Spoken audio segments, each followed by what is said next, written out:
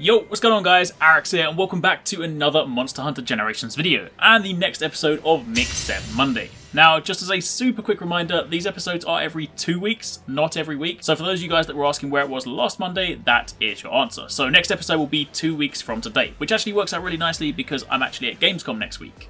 Anyway, that aside, if you guys missed last week's episode, then I actually showcased a couple of early high rank sets. One gave you Fast Charge and Crit Draw, which is perfect for greatswords, and the other gave you Razor Sharp and Bludgeoner. However, in today's episode we are focusing on yet another early high rank set, but this one is great for status sword and shield users. In all fairness, it does actually have utility with a couple of other weapons too, but it's predominantly geared towards S&S, and you guys know how much I love my sword and shield. Also, quick note for those of you guys that are looking for endgame sets, I will have something for you in the next episode.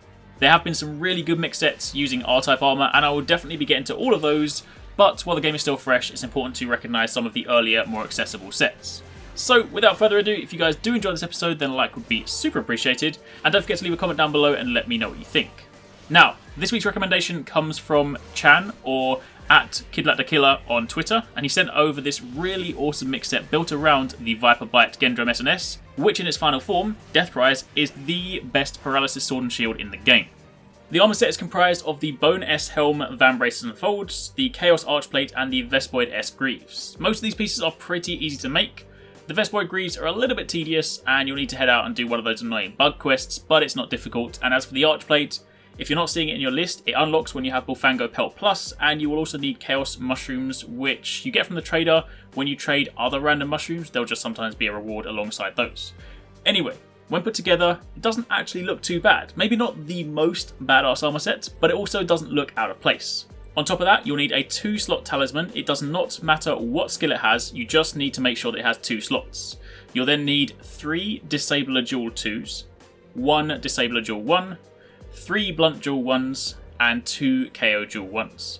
Again, most of those are pretty easy, but you will need Pale Stakes for the Disabler Dual 2. Plug that all in and you end up with 3 very nice skills for this weapon. Status Attack plus 2, Bludgeoner, and Knockout King. Status Attack plus 2 increase the potency of abnormal status attacks, so that is Paralysis, Poison, and Sleep. So technically speaking, you could also use this with those type of weapons too, but for the time being, let's focus on Paralysis. Bludgeoner we spoke about in last week's episode, but it's the new skill in Generations that increases your attack based on how low your weapon sharpness is.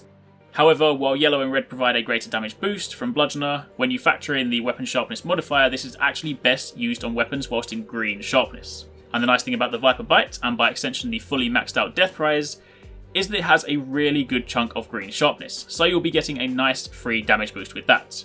And finally you have Knockout King, which makes it much easier to stun monsters, and while this is typically a skill more frequently used with hammers and hunting horns, remember that the Sword and Shield has a shield bash, but more importantly it also has the stamina or exhaust oil, and exhaust damage that is dealt to a monster's head counts as KO damage. So in short, throw in the exhaust oil, or the stamina oil as it's known in Generations, and go to work on the monster's head and you will KO it with regular slashes. No need for the shield bash. In fact, Sword and Shield plus exhaust oil plus Blade Dance is a very, very effective way to KO monsters. Pair that with the KO King, and in this set you have a very nice combo. Furthermore, this is of course geared towards a paralysis weapon, so you will paralyze the monster long before you KO it, but once it's paralyzed, then you of course have a nice easy window to dish out some much needed KO damage.